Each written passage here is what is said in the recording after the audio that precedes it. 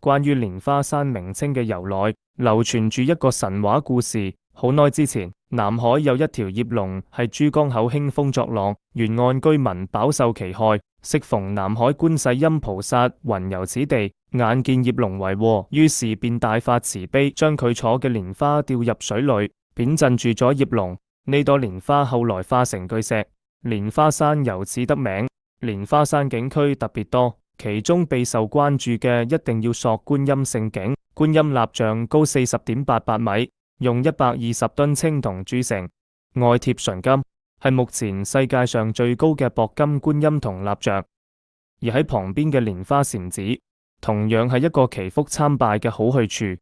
門口有一支彩旗，非常之搶眼。原來呢一種旗係佛教嘅教旗，係根據佛陀成道時聖體放出嘅光色設計嘅，就係藍黃紅白橙同埋前邊5種顏色嘅混合色。